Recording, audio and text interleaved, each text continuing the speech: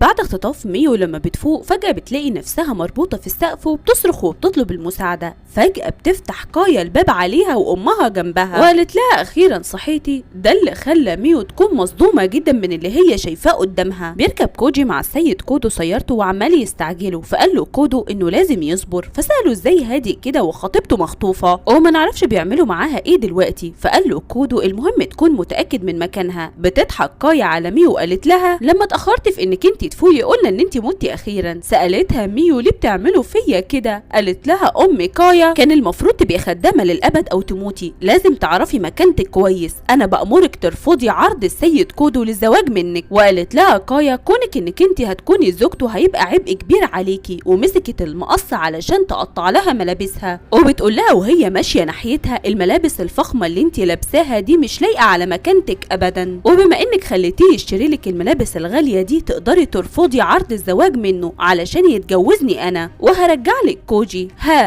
ايه رايك؟ بدات تبكي ميو، قصت لها كايا ملابسها وفضلت تصرخ ميو، فقالت لها كايا لازم ترفضيه، وحطت لها المقص حوالين رقبتها وقالت لها لازم ترفضيه. قالت ميو لنفسها ليه بيحصل كده معايا؟ هيبقى سهل عليا جدا لو اتنازلت عنه، بس هو الحاجه الوحيده اللي مش عايزه اتنازل عنها ابدا. ضحكت عليها كايا وقالت لها انت اصلا مالكيش فايده. فقالت لها ميو مش هقدر اتنازلك عنه وانا اسفه مش هقدر اقبل طلبك ده. فغضبت زوجة ابوها جدا وراحت ضربها بالقلم. هو انت بتتحدينا؟ راحت مسكت كايا المقص الكبير وقالت لها امي سيبيها لي انا، وراحت قصه الحبل اللي كانت مربوطه فيه وقالت لها الارض مناسباكي اكتر، وراحت شدها من شعرها وقالت لها انت فاشله ما عندكيش صفه الرؤيه الروحانيه زي انا، ولا اي صفه تعوض ناقصك، واحده زيك هتكون مصدر ازعاج، وعمر ما السيد كودو هيقبل بيكي كزوجه ليه ابدا. كان كله غلط من البدايه. اول ما وصل كوجي لبيت عائله سايموري فضل يخبط على الباب وبيفضل يصرخ ولا حد كان سامعه، وبتفضل تقول كايا انها هتسيب لها كوجي زي ما كانت عايزه في الاول. بتفضل تعيط ميو وقالت انا خطيبه السيد كودو وعمري ما هتخلى عنه ابدا. غضبت زوجة ابوها وراحت ضرباها باللي في ايديها مرات كتيره، وكل مره تضربها تقول لها انت لازم تكوني مدينه ليا انا لاني ربيتك اصلا وانت عضيتي الايد اللي اكلتك. وبتفضل تضرب فيها بكل قوتها بلا رحمه. فاغمى على ميو وهي بتقول لها مش هخلي واحده زيك تدمر حياتي. بتفضل تعيط ميو وهي بتتألم وهي بتقول لو كنت زمان كنت اعتذرت لهم علشان امشي المركب. وبتقول ميو انها عايزه ترجع لزوجها المستقبلي السيد كودو. فجاه بيطلب السيد كودو من كوجي انه يرجع وبيستخدم قوته في فتح الباب، وفجاه بتسمع كايا وامها صوت رعد جاي من الخارج. اتفاجئ كوجي من اللي عمله السيد كودو، دمر البوابه كلها بقوته وقال له السيد كودو بينا يلا ندخل جوه. فجاه بيكتشف والد ميو السيد سايموري وجود السيد كودو، فصرخ له قال له لازم تقول لي عملت كده ليه بالظبط في البوابه. فساله كودو بكل جديه فين ميو؟ فاستغرب السيد سايموري فقال له السيد تاتيوشي ميو مش هترجع معاك. فغضب كوجي جدا من والده وقال له ازاي تعمل كده في ميو؟ وقفوا السيد كودو وسالهم فين خطيبتي دلوقتي حالا؟ فقال له السيد تاتيوشي هي قالت مش هترجع معاك تاني. فردوا السيد كودو وقال له هسالها بنفسي. فقال له السيد تاتيوشي مش هسمح لك تدخل ابدا. فقال له السيد كودو ساعتها هستخدم قوتي، وبدا يستخدم قوته بالفعل.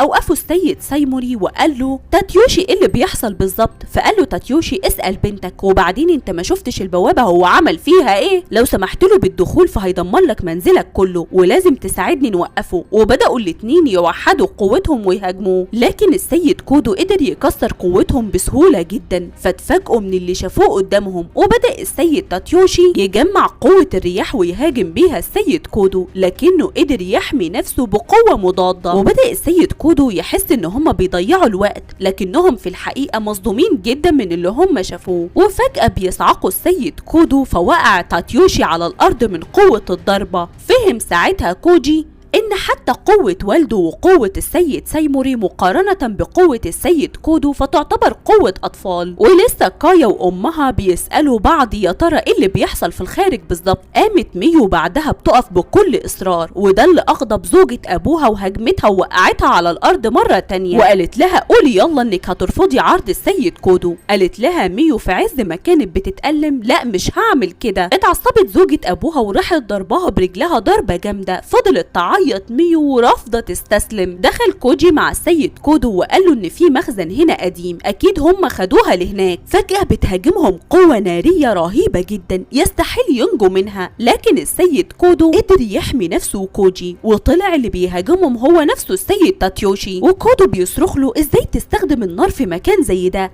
انت مش عارف ان ده خطير جدا؟ وبالفعل مسكت النار في كل الاشجار والبيت كله، وكوجي مش مصدق اللي بيعمله والده ولسه مصر على مهاجمة السيد كودو. بيفضل يصرخ تاتيوشي وبيكون عاصفة نارية بكل غضب، وقال له مش هسمح لك تتجوز ميو من عائلة يوسوبا. بسرعة كون السيد كودو صاعقة كهربية ضرب بيها السيد تاتيوشي ووقع على الارض من قوتها. فقال السيد سايموري ما كانش ليه لزوم لكل ده. زعل كوجي جدا على والده، لكنه كمل في طريقه مع السيد كودو. ولسه كايا بتضرب في ميو وقالت لها يلا بسرعة قول انك هترفضي السيد كودو، وبتفضل تخنقها وبتقول ميو لنفسها ان كل عيشتها معاهم كانت عبارة عن ذل واهانة. كانت بتتمنى الموت كل يوم، انها تعيش كان امر مرهق جدا بالنسبة لها، لدرجة انها اقتنعت بعد ما بعدوها عنهم انها ما عندهاش مكان تنتمي ليه. لكنها من ساعة ما قابلته وهو بقى ليها كل شيء. اخيرا حست انها بتنتمي لمكان لسه بتخنق فيها كايا. فقالت ميو ان عمرها ما هتقول كده ابدا، وبتصرخ كايا من كتر ما هي مغلولة من ميو. فقالت ميو انها تفضل معاه لاخر نفس فيها وهي عمالة تعيط. لكن فجأة بيفتح باب المخزن عليهم والسيد كودو كله غضب،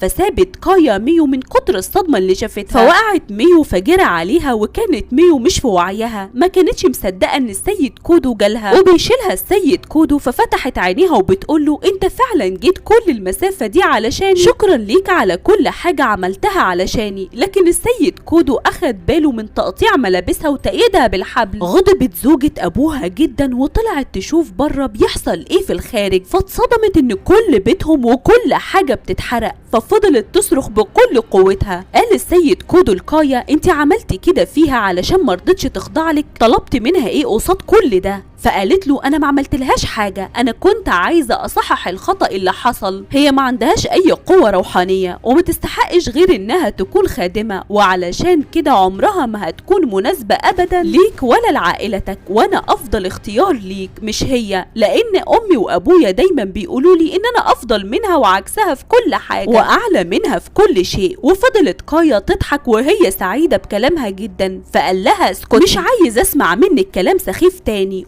بياخد ميو وبيمشي بيها. وقفته كايا وقالت له ليه انت مش عايز تفهم؟ انت لازم تكون معايا انا مش هي. فقال لها بكل غضب انا سمعت بما فيه الكفاية منك، وعمري ما هتجوز واحدة متعجرفة وانانية زيك، وامشي من وشي دلوقتي حالا. سكتت كايا بعدها وهي متضايقة ومتعصبة جدا، وبتسأل نفسها ليه اختارها وما اختارنيش انا. حاول يهديها كوجي فقالت له ابعد عني. فصرخ فيها فقالت له ازاي تتجرأ تعمل كده معايا، وعموما اختي الوحيدة اللي انت حبيتها وتقدر تحارب علشان تاخدها مرة تانية، وتقدر تنساني انا بسهولة. فقال لها انت عندك حق، الشخص الوحيد اللي انا بهتم لامره هي ميو بس، لكن الحقيقة انك انتي لو متي هنا بسبب النار ميو مش هتسامح نفسها ابدا، لانها شخصية متسامحة، وعموما مش هسمحلك تأذيها تاني. بيخرج السيد كودو وهو شايل ميو بعد ما اغمى عليها وهي بتحلم بامها تحت شجرة الكرز، وبتكلمها امها وبتقول لها انها طولت عن اخر مرة شافتها فيها. فرحت ميو لما قابلت امها واعتذرت لها امها انها سابتها تواجه كل ده لوحدها، وطلبت منها تثق في نفسها طول حياتها وتثق في القوة اللي بداخلها. سألت ميو نفسها قوة ايه اللي هي بتتكلم عنها دي؟ لما بيزور احد الاشخاص للقائد بتاعهم بيتعصب قائدهم وبيقول تاتيوشي العصبي بسبب غبائه هتستحوذ عائلة كودو على دم عائلة يوسوبا. فقال له الشخص ده اسمح لنا بس ننفذ خطتنا وكل شيء هنعرف نسيطر عليه. فقال له قائدهم انا بسمح لكم بس خلوا توقيتكم صح. فقال له ما تقلقش. فقال له القائد ما تفشلش في سحق قدرة كودو الخارقة. بتفوق ميو تاني تاني يوم وبتكتشف ان السيد كودو كل ده نام من كتر الاجهاد وهو قاعد، ولما بتقوم كانت بتتألم فطلب منها ما تجهدش نفسها، ساعدها في انها تقعد، ولما اطمن عليها قالت له ان كل ده ما كانش هيحصل لو هي كانت خدت بالها، فقال لها انه مش ذنبها. فرحت ميو بكلامه وشكرته جدا. لما اكتشفت بوجودها الخادمة يوري دخلت عليها وهي بتبكي وقالت لها لو كان حصل لك حاجة ما كنتش هسامح نفسي ابدا. فقال لها كودو اننا سعداء برجوعك.